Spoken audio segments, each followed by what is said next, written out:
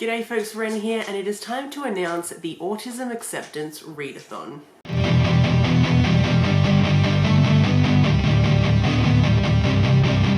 So in April, there is a brand new readathon happening, and it is called the Autism Acceptance Readathon.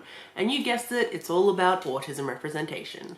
So this readathon will be happening from the 1st to the 30th or 31st, however many days there are in April. It's all of April that this readathon will be happening. It was created by MJ James, and I will leave all of their information down below. And for co-hosts, there is Chelsea Zhao. I'll leave her channel down below, as well as myself.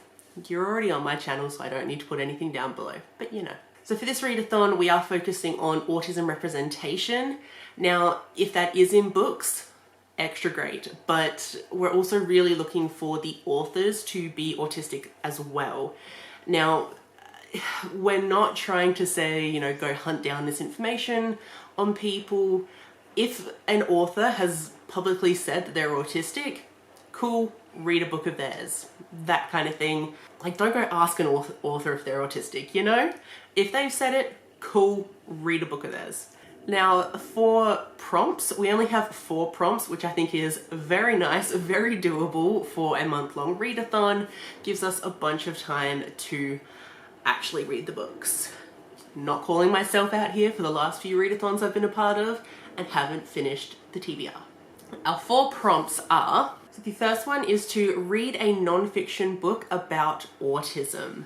Now, this might seem a bit difficult for some people, very validly, but there are some good books on being autistic or people's experience with autism. So the next one is to read an intersectional autism voice. Now what this means, it's like autism plus some other kind of diversity. So if an author is autistic and queer, cool, read one of their books. Or if an autistic author is writing a book about a person who is autistic and a person of color, or if they're disabled in any other way, any other type of diversity that you would like to find in books, that would count. So autism plus something else, intersectional. Then the next prompt is to read a host recommendation. Now, all 3 of the hosts have put together 3 books each that we would like to recommend to everyone. And I will go through those in just a minute after I give you the next prompt. Then the last prompt for the readathon is to read an Own Voices indie autistic book. Fairly explanatory, so just read a book that's indie, so indie published, not published by one of the big publishing companies, either indie published or self-published. And Own Voices, so an autistic author writing an autistic book type thing, and just read any of those. So, what are the host recommendations? So like I said, we all have 3, and for a lot of the books that we've recommended, you can use them for the rest of the prompts. So if all you want to do is just read some of the host recommendations, you'll complete this readathon in a breeze. So for my recommendations, my first one is Sensory. This is a comic anthology that is also non-fiction, and it is a bunch of autistic creators, whether they're writers or artists, and they've all put together a short little comic about what it was like for them being autistic, or things that help with their autistic needs. So some things are a bit more like infographic style in a way, and some are good like learning tools. There are also a lot of stories where it's just this person talking about what it's like being autistic.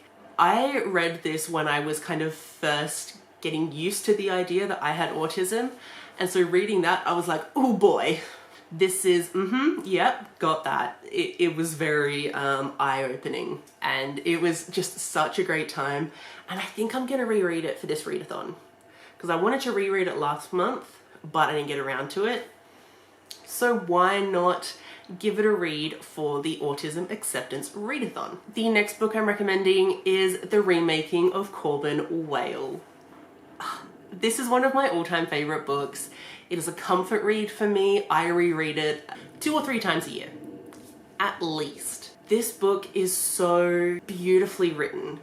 It is about these 2 men who end up falling in love, and this one guy goes back to like his hometown to kind of take over his parents' bakery slash cafe, and there's this customer that's always there who he thinks is absolutely stunning, and that turns out to be Corbin. And then they develop this like friendship. So it's a very like kind of slow build of them just like gently falling in love with each other, and Alex giving Corbin the time that Corbin needs to like be comfortable around Alex. And the way that Corbin describes his world, it's stunning. And then the way that Alex just loves his brain, that's really special for someone who's autistic. You know, you find someone that not only like accepts all your little like autistic needs and quirks and everything, but then also finding someone who like loves that about you, and they're like, yes, this is you in your fullest form and I love it. Oh, stunning, beautiful. I love it so much. And then the last book that I will be recommending is The Heart Principle. This is the 3rd in the Kiss Quotient series. If you haven't read the other books in the series, that's fine, you don't have to. They're kind of standalones in that way that romances are. But in this 3rd book, it hit me so hard. I was sobbing in the best way. This is a really hard-hitting kind of romance book. And we have a female autistic character, and she is really, really struggling. She's kind of like constantly on the edge of meltdown, and she just is constantly having overstimulation happen over and over and over and over again, but she's still just trying to continue doing what everyone expects her to do, and it's really hard for her. She meets this guy where she can just like let it all go, and like that's a really special bond that they have with each other. But the thing that I really took away from this was this woman's experience, and it was hard. I think it was also hard because it hit really close to home for me, but it was a really great exploration of autism. But yeah, those were my 3 recommendations. Now, the 3 from the other co-hosts I will also go through. So I'm not going to go into detail about what all of the co-hosts' books were.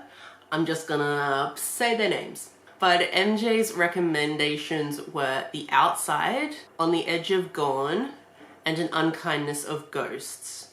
All of these books sound amazing. Please go look them up. If nothing else, go have a look at them. I'm really interested in The Outside. And then Chelsea's 3 recommendations are all romance, which is very lovely. So the first one is Get a Life, Chloe Brown. The next one from Chelsea is The Plus One, and then The Heartbreak Handshake. These books also look really good. I'm planning on reading The Heartbreak Handshake for the readathon. That'll be that for those books. There is plenty of recommendations around. If you would like more detailed ones, let any of us know. We could probably try and come up with some more. But if you wanted to get in contact with any of us, of course, you can comment on these videos, but we do also have a Discord for the month. The link for that will be down below as well. Come and chat with us about the readathon, about autism, about anything you want. I just randomly decided to sit down and film this, so let's hope I got all the information correct. Really hope you join us for April for the Autism Acceptance Readathon. Hopefully this is all the information. If anything I've said hasn't been clearly enunciated, let me know. Comment down below if you have any questions and I will try and reply to them as soon as possible. But thank you so much for watching, and I will see you in my next one. Bye.